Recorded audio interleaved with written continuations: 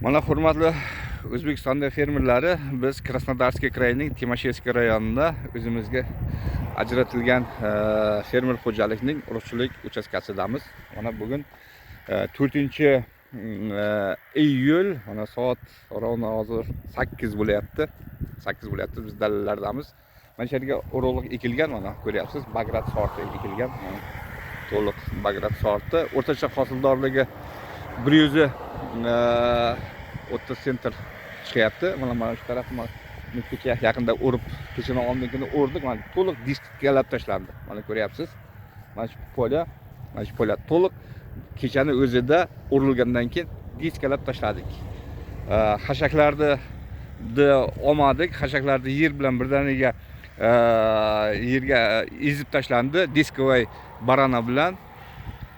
Mana bugun hozir obeddan keyin sal yomg'ir yog'di. Mana juda ham anavsi namgarchiligi bor, nam. Obeddan keyin mana shu yerda hozir 200 gektar maydon bor. 200 gektarda o'ramiz 2 kun davom etsa, ertadan keyin birdaniga mana shu ham xuddi mana shunday diskalanib tashlanadi. Mana ko'ryapsiz. Dalani birdaniga o'sha diskalash jarayoni ham birdaniga olib borilyapti. Biz hashaklarni olmaymiz, sababi yerga oziqa kerak bo'ladi. Kelgusi yil har qanday ekin ekilganda mana shu oziqa bilan o'sha ekinni rivojlanishi, o'sishi, hosildorligi oshib boradi. Mana shu bizning dalillarimiz. Yana bir marta aytaman, 2026-yil 4-iyul ertalab mana soat 8, ana endi hozir oqshom bilan gatganda yomg'ir yog'di. Urug'lik uchastkamiz. Agar kimga sifatli urug'lik bug'doylar kerak bo'lsa, bizga murojaat qilingizlar. Biz O'zbekistonda har qanday tochkasiga urug'lik bug'doyni yetkazib beramiz, eng arzon narxda, eng ishonchli urug'larda.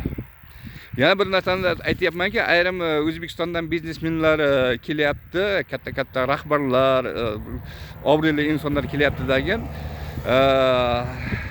Krasnodarda o'sha Staropolda 5 ta 6 ta bir ishiga kirib chiqyapti, har xil fermerlar bilan gaplashyapti. Lekin Krasnodarda ham, Rossiyada ham ko'p urug'chilik fermerlar juda ham ko'p. Ularning ko'pi mana shu urug'chilik texnologiyasi ko'p tushunmaydi. Qanday ekish, qanday yetishtirish, qaysi texnologiyada obработка qilishni ko'pi tushunmaydi. Bunaqa fermerlar juda ham ko'p. Ayrim O'zbekistonda o'sha urug' sotib olayotganlar shu narsani tushunmasdan noto'g'ri urug'larni sotib olib O'zbekistonga olib ketishi ham takrorlanyapti. Bunday fermerlardan, bunday O'zbekistonga olib borib sotuvchilardan ehtiyot bo'lishlaringizni men so'rayman. Sababi bu yerda hozir o'rtacha narx $150 $1000 gacha urug'larda har xil sortlari bor. Mana shu yerda ayrimlar esa eng arzon narxda urug'liklarni olib borib O'zbekistonga sotish imkoniyatlari ham bor.